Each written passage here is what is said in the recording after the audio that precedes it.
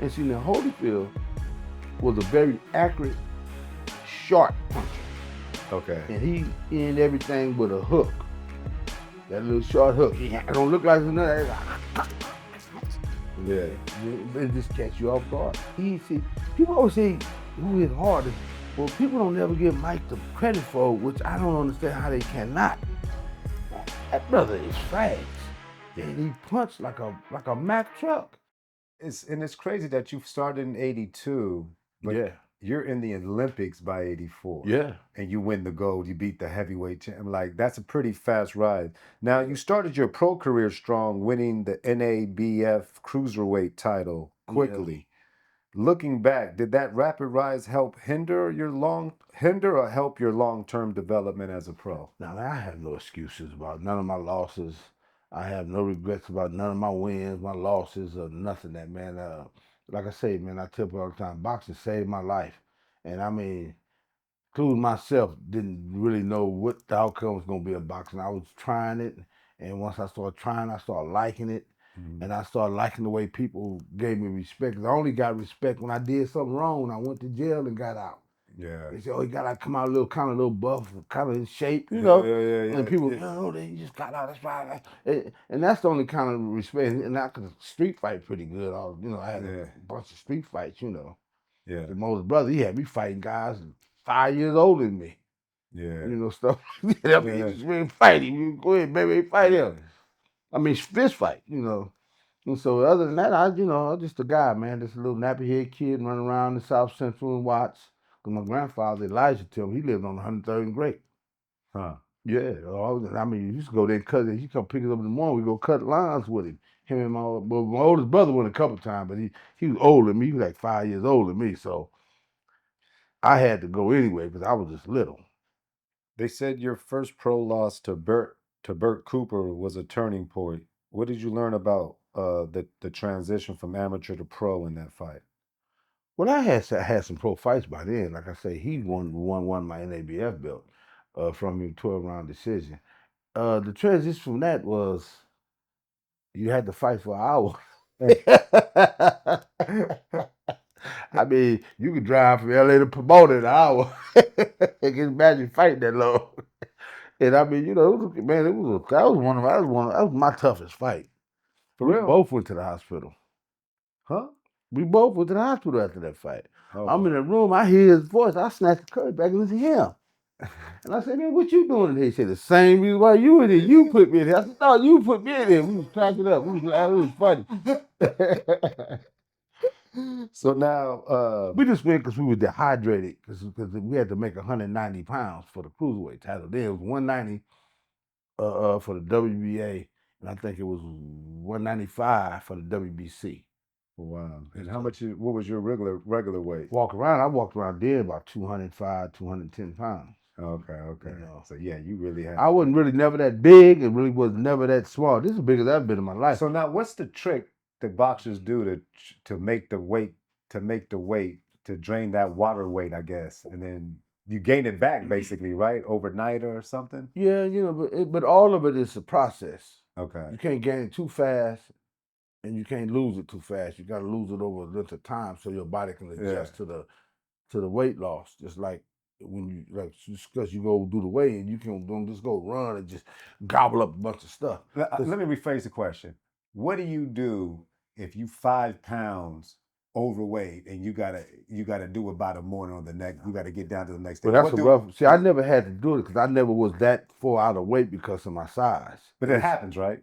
Yeah, oh yeah. But see, the smaller guys, it's harder for them because for a guy that's fighting at 130 pounds and he 135, he's a little guy anyway. Yeah. So he don't have the excess. I just call it fat, but it's really protein to burn off. To burn off, yeah. Because they burning muscle now, because they don't have the extra fat. Yeah. And and see, when we was fighting, you weighed in, you weighed in that morning, and you fought that later that day. Yeah. So you really didn't have sufficient time to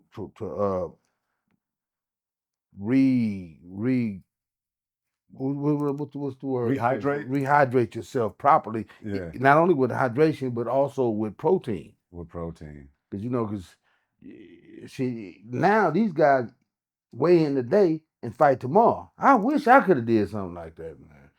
Go to sleep on a belly full of food and wake up, use the bathroom, take a walk, and fight the next night. Shh.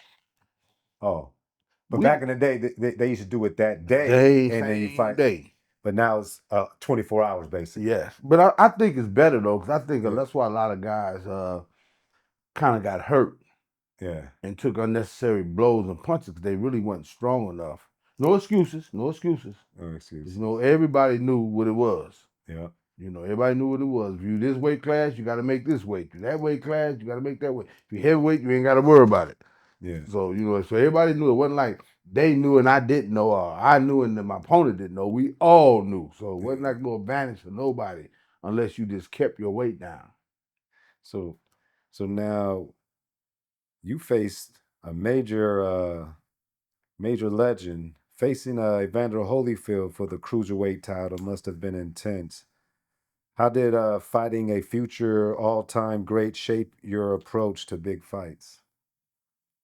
I think the amateurs got me prepared for the pros and fours, like being in the front of the TV and crowds of people, a million people watching on the television and so on and so forth.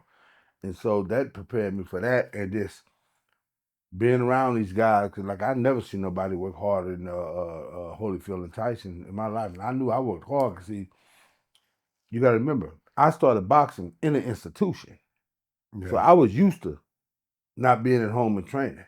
Okay. So even when I got out and went home, my trainer Mercer Smith, rest in peace, used to we went home to his house in Rialto. We ran the number 2 highway, the hills. He'd take us running like we was in camp.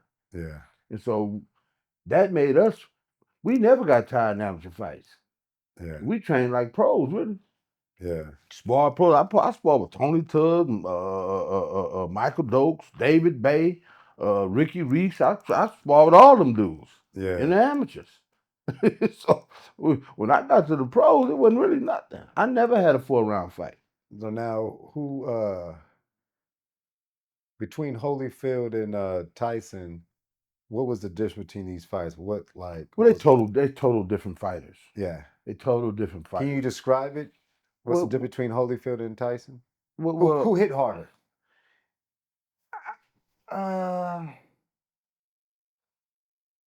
I think Tyson. He see, people always say who hit hardest. Well, people don't ever give Mike the credit for, which I don't understand how they cannot. That brother is fast, and he punched like a Mack truck. Yeah. But it's just not like he's not just no boom. He'll hit you boom, boom, boom, boom. Yeah. You know, he hit you, all them punches be hard. Yeah. It hurt, it hurt, and you be saying, thank God that wasn't my head. Yeah. I mean, that's the kind of puncher he was. He was fighting. I don't know what my paper, I get it. But yeah, man, that brother, and he was fast as like, yeah, boom, boom. And you be like, what? Like he was in a dryer. You know how the dryer go around, you throw a big tennis shoe, that'd be blue, blue, blue, blue. That's how his punches was. And see, now Holyfield was a very accurate, sharp puncher. Okay. And he ended everything with a hook. That little short hook. He don't look like nothing. It just catch you off guard. Like Bert Cooper. Bert Cooper had that right hand. It wasn't a hook. It wasn't straight. It was that joker looked like it go down and come back up, then come back down on you. Okay. And it was kind of hard to really adjust to that. Because you don't know if he's punching down at you, up at you, straight at you. You know, you just got to put your head up if you can. So now, then you came to your professional fight with Mike Tyson. This time it was a first round knockout loss. What lessons did you carry away from that night in 1990? Well, you know, Tyson was a full grown man then. I mean, he always been, Tyson was a man child anyway. So that joke was hitting hard like a man when he was 8, 17, 16 years old, 15 years old. Yeah. But I think he became more subtle and had more confidence, more training and discipline. Yeah. Then, you know, that little fumble he had with Buster Douglas, you know, he said it himself. He wasn't training. He was just doing everything wrong in camp, and because he just felt that he didn't have to do nothing special to beat Buster Douglas, because Buster Douglas, and which people say he wasn't a good fighter, but Buster Douglas was a good fighter, man. Yeah. He just didn't have a good reputation because he never really liked to get in shape. Yeah. But this time he got in superb shape. Then, his mother had just passed, and he said, I'm doing this for my mom. Yeah. So that was his motivation. And Tyson just did. He said it himself. I just heard him talking about this the other night. I was just watching this documentary the other night. This is called Tyson. It's pretty good. You ought to watch it. It's really good, actually. Yeah.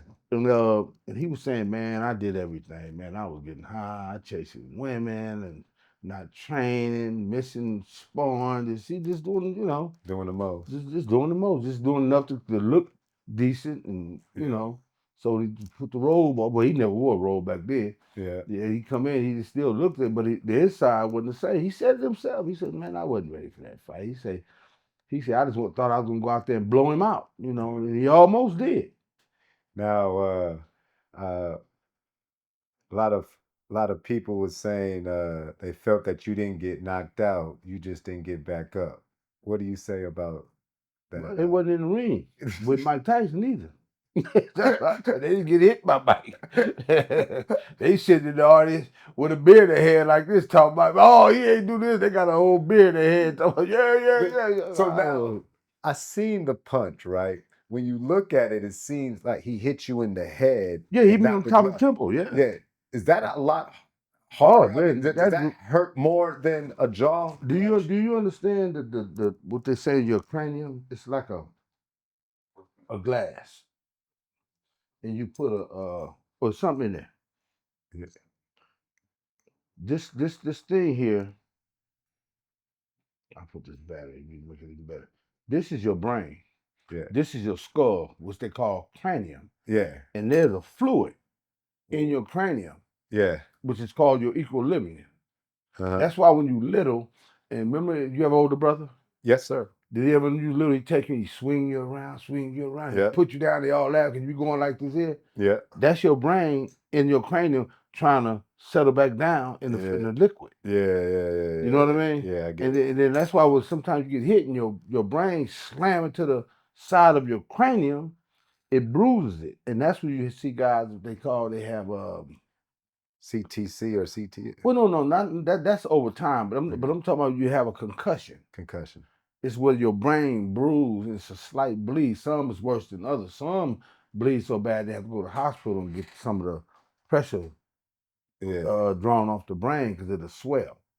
Because it's some with that blood that goes with that liquid, it makes the brain swell. I don't know the medical term. Now, did anything happen to you that night with that Tyson situation? No, it was just a good hit. Like I say, it rocked my brain and my cranium so much. The doctor explained it to me. He said, "Yeah, man, that's a simple case of your equilibrium."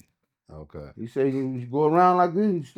I couldn't. I mean, I did it like this, but it felt like I was just like I just woke up, and I don't know if I was asleep or not. And I hear the people, and I hear you hear voices that you hear in the gym. Like I hear my boy Cal. A couple other guys that was at the fight. I hear my brothers. Come on, you can get up. And I want to say so bad. And if you look at it, I spit my mouthpiece out because I want to say, man, I'm hurt. Whatever. I don't know what I was thinking at the very moment. Because this was a long time ago, 30 years ago. What, 35 years ago. Yeah. And so I was messed up. I was messed up,